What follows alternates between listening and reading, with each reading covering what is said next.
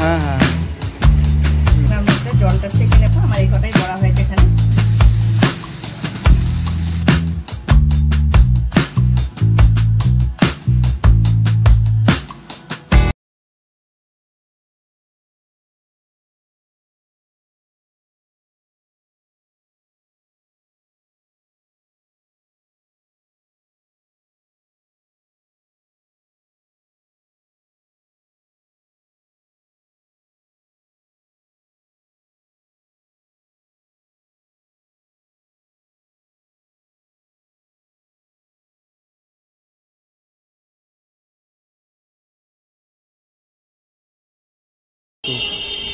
যে দেখো সেই লাউ ডাঁটাগুলো যে বাজার থেকে নিয়ে এসেছিলাম, এগুলো এবার কাটবো আমি আগে। এই লাউ ডাঁটাটা আজকে আমি খুব সাধারণভাবে রান্না করব। আর এই লাউ ডাঁটাগুলো খেতে কিন্তু খুব ভালো লাগে। এই যে লাউ ডাঁটার এই যে পাতাগুলো, এগুলোকে আগে কেটে কেটে রেখে দিচ্ছি। এই ডাঁটা কাটাও খুব সহজ, সম্পূর্ণ মানে এই যে খোসাটা এই যে আঁশটা দেখতে পাচ্ছি, এটা পুরোটা না ছাড়ালে হবে, একটু একটু করে ছাড়িয়ে দিলেই হয়ে যাবে।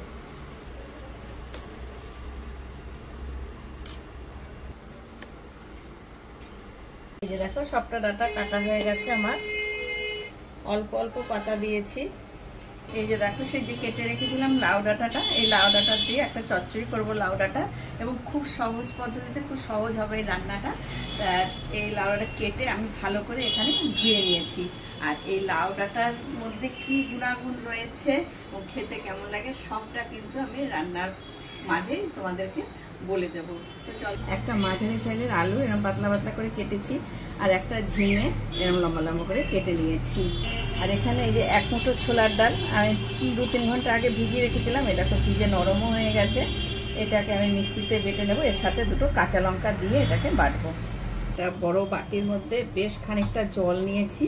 তো এই জলটা একটু উষ্ণ গরম হওয়ার পরে এই লাউ ডাঁটাটা আমি জলের মধ্যে দিয়ে একটু ভাপ দিয়ে নেব।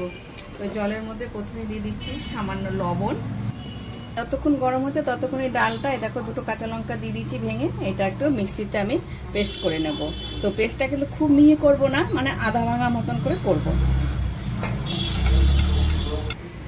এই দেখো ডালটা পেস্ট করে নিয়েছি, তাহলে দেখিয়ে দিচ্ছি আমি। এই দেখো একদম কিন্তু মিহি হয়নি, একটু আধা ভাঙা মতন করে নিয়েছি। এটা নিয়ে দেবো, শুধু একটু ডাঁটাটাকে ভাপ দেওয়ার জন্য আমি এটা করে নিচ্ছি। এই দেখো জলটা কিন্তু ফুটে উঠেছে। এই দেখো একদম টকবক করে ফুটে উঠেছে। এবার আমি এটাকে একটা ছাকনার মধ্যে জলটা ছেঁকে নেব ডাঁটা। এই যে দেখো, তো এবার গ্যাসে একটা কড়াই বসিয়ে দিলাম, ছোট চামচে 1 চামচ সর্ষের তেল, কালো জিরে। এই কালো জিরেটা দিলে তো সব দিয়ে ভালো করে মিশিয়ে নিলাম। এবারে ডালটাকে বড়ার মতন করে, ছোট ছোট বড়ার মতন করে আমি ভেজে নেব। আর গ্যাসের ফ্লেমটা মিডিয়ামে রেখে বড়াটা আমি ভাজবো। তো দেখো আমার এই কটাই বড়া হয়েছে এখানে।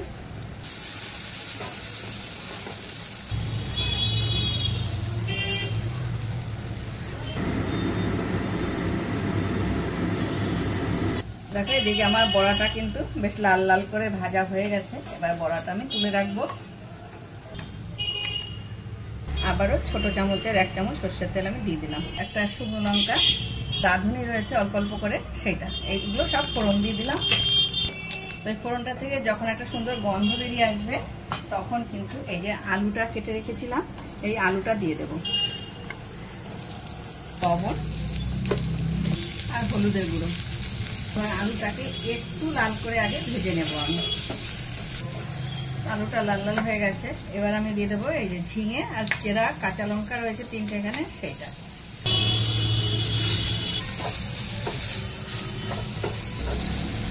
ঝিঙে দিয়ে আলু দিয়ে একসাথে ভালো করে একটু নাড়াচাড়া করে নিলাম, তার পাতাটা একসাথে করে, সেইটা।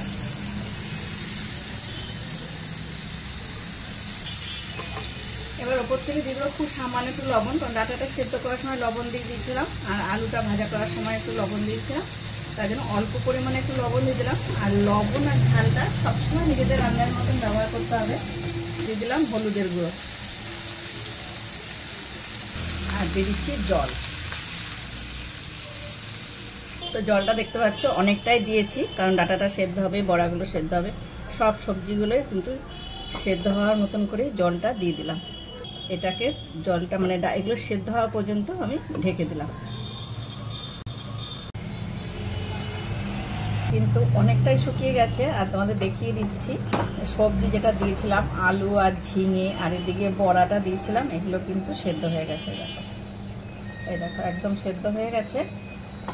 এবার গ্যাসের ফ্লেমটাকে বাড়িয়ে দিলাম।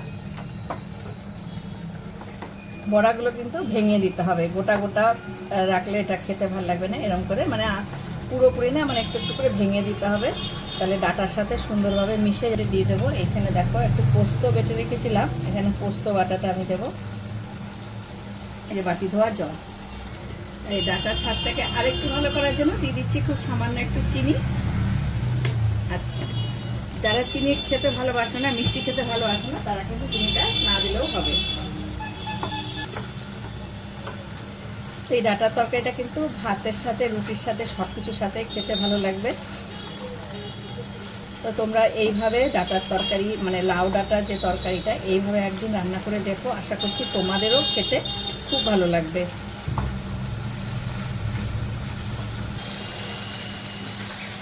তো লাউ ডাটার চচ্চড়িটা কিন্তু রান্না আমার হয়ে গেছে। এতক্ষণ ধরে আপনারা লাউ ডাঁটা রান্না করাটা দেখলেন। এই লাউ ডাঁটার গুণাগুণ যদি শোনেন, তাহলে এই লাউ ডাঁটা আপনার খাবারের প্রত্যেক দিনের জন্য একটা উপাদান হিসাবে থাকতেই পারে। আজকালকার লোকেরা তো মাংস খেয়ে পেট ভরিয়ে দেয়, এই সমস্ত খাওয়া তো উঠেই গেছে। লাউ ডাঁটার মধ্যে সবচেয়ে বেশি উপকারী জিনিস যেটা রয়েছে সেটা হচ্ছে ফাইবার, এবং এই ফাইবার দিয়ে কোষ্ঠকাঠিন্য প্রতিরোধ করতে সাহায্য করে। লাউ ডাঁটার মধ্যে ক্যালোরি খুব কম থাকে, 100 গ্রাম লাউ খেলে মাত্র 15 ক্যালোরি শক্তি আমাদের দেহে তৈরি আসে, যাতে পেটও ভরায় এবং রক্তের শর্করার পরিমাণও কমিয়ে দেয়। এতে গ্লাইকোসাইডিক ইন্ডেক্স কম থাকার জন্য রক্ত শর্করার মাত্রাটাও কম হয়। পটাশিয়াম বেশি পরিমাণে থাকার জন্য রক্তচাপও নিয়ন্ত্রণ করে এবং আমাদের রক্তনালীতে কোলেস্ট্রল জমা থেকে বাধা দান করে। এতগুলো উপকারী আছে লাউ গাছে ডাঁটার মধ্যে। কাজেই প্রত্যেক দিন আপনাদের খাদ্যের উপাদানের মধ্যে অন্তত লাউয়ের কোনো না কোনো একটা উপাদান রাখবেন, তাতে আপনাদের শরীরই ভালো। তো যদি তরকারিটা তোমাদের ভালো লেগে থাকে একটা ছোট্ট লাইক করে দিও, আর কমেন্ট বক্সে জানিও যে কেমন লাগলো। আর আমার নতুন বন্ধু যারা আমার এই রান্নার ভিডিওটা এখন দেখছো, আমার চ্যানেলটা এখনও সাবস্ক্রাইব করোনি, তারা তাড়াতাড়ি সাবস্ক্রাইব করে দিও, আর পাশে থাকা বেল বাজিয়ে দিয়ে অল করে দিও, যাতে সবার আগে আমার সব রান্নার ভিডিও তোমাদের কাছে পৌঁছে যায়। এই দেখো রান্নাটা আমার হয়ে গেছে। এবার আমি গ্যাসটা বন্ধ করে দিচ্ছি।